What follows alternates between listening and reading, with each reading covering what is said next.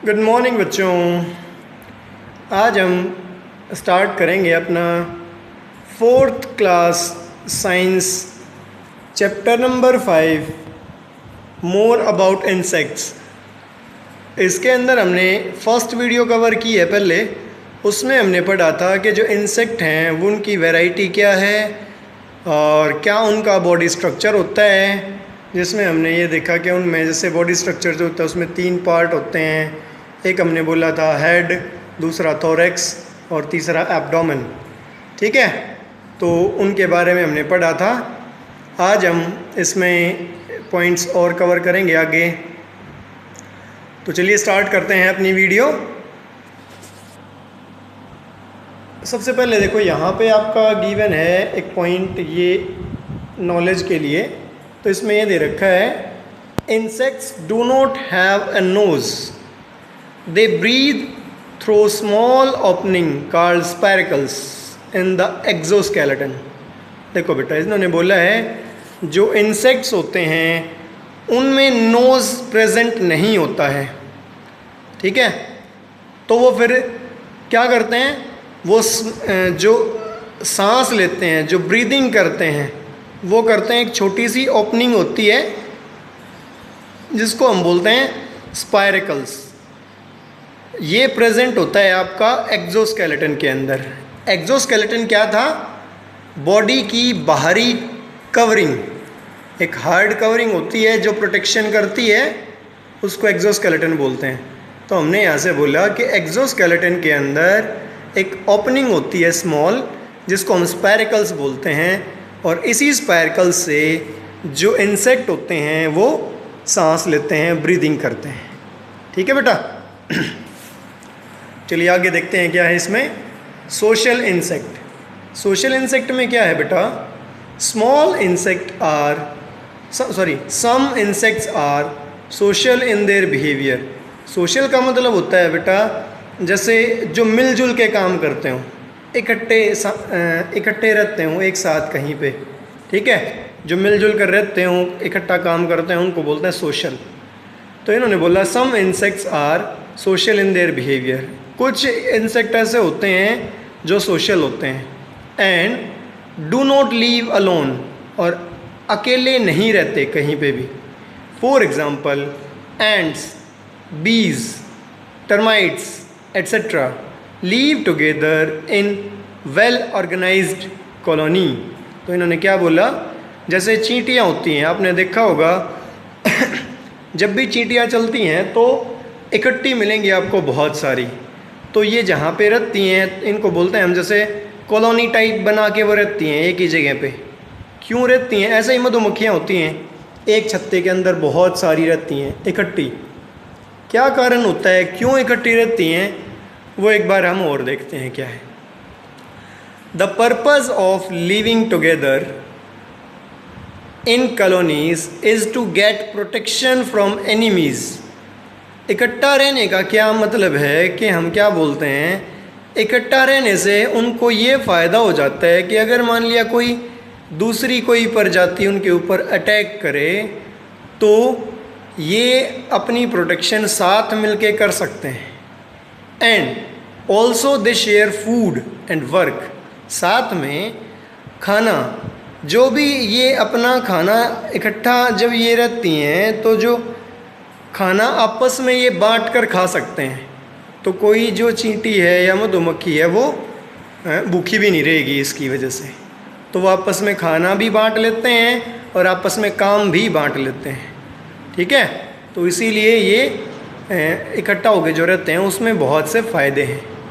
अब एक पॉइंट और ऐड किया इन्होंने, देखते हैं यहाँ पे एक पॉइंट है, इसमें देखते हैं ये क्या बोल रहे हैं। The colony of insect is divided into caste और क्लासेस। जो ये इंसेक्ट हैं इनके जो घर होते हैं कॉलोनी के अंदर वो बटे होते हैं अलग अलग क्लासेस में, कास्ट में। Each caste has a responsibility. हर एक कास्ट की एक अपनी जिम्मेदारी होती है। For example one caste is responsible for building and repairing the home.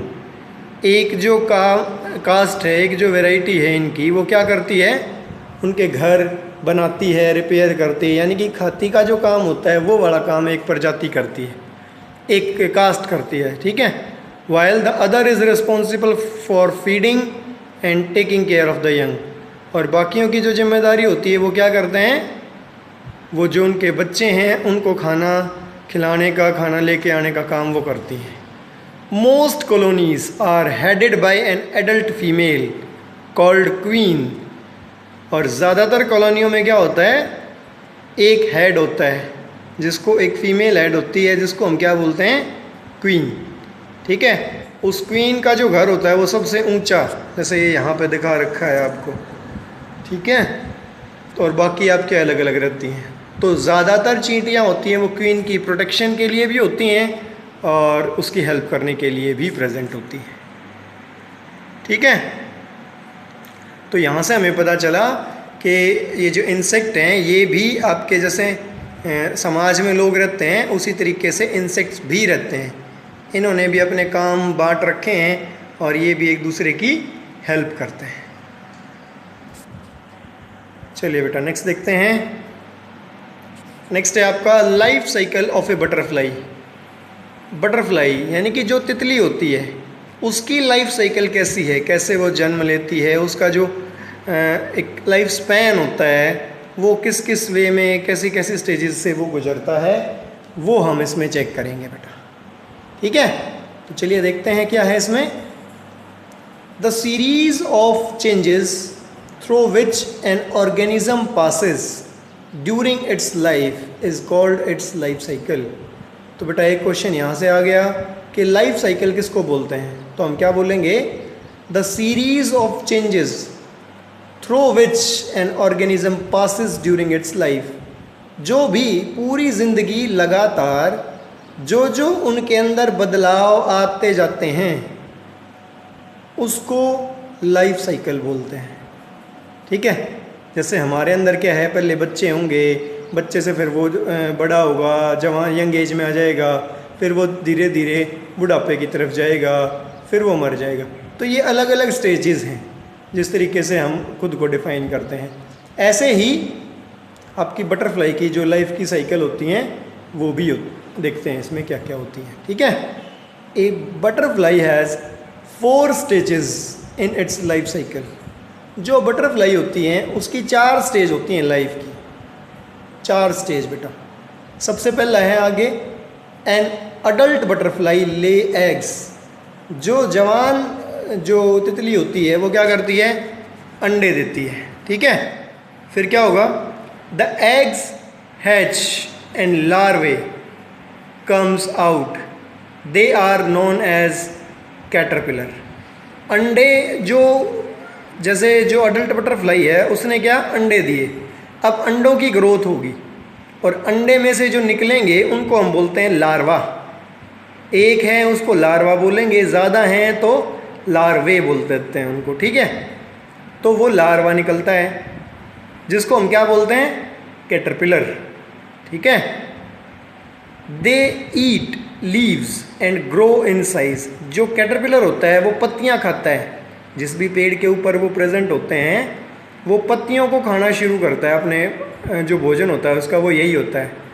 और खाना खाने के, पत्तियां खाने के बाद उसका जो साइज़ है वो धीरे धीरे बढ़ता चला जाता है।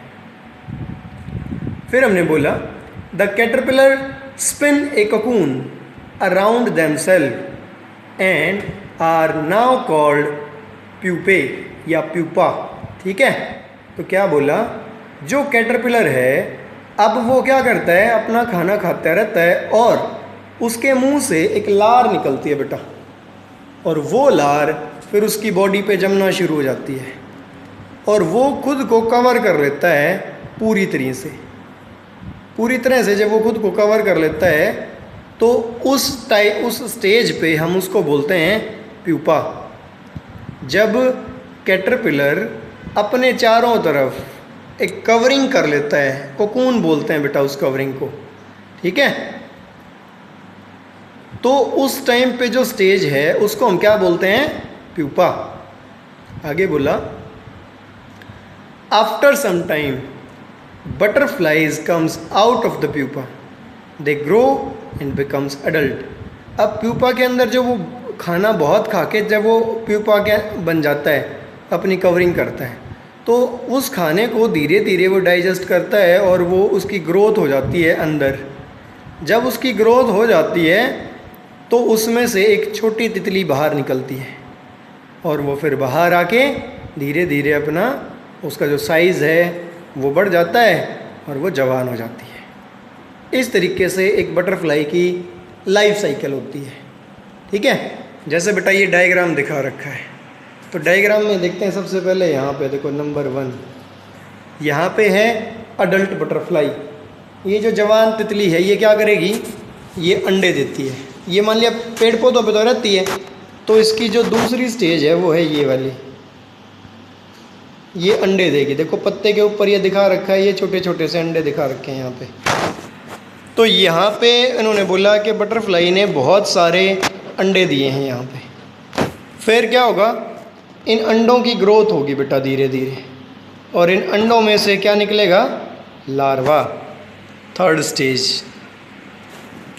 अब ये जो लार्वा है इसको हम क्या बोलते हैं, कैटरपिलर। क्या बोलते हैं बेटा, कैटरपिलर। फिर ये लार्वा क्या करेगा, जिस पत्ती के ऊपर ये बैठा है ये इसको खाना शुरू कर देता है। इस पत्ती को ये खा जाएगा और इसकी ग्रोथ होती रहेगी। फिर है फोर्थ स्टेज। फोर्थ में क्या करेगा, ये अपने चारों तरफ एक कवरिंग कर लेगा। ये जो दिखा रखा है ना आपको यहाँ पे, ये कवरिंग कर लेता है, इसको बोलते हैं ककून।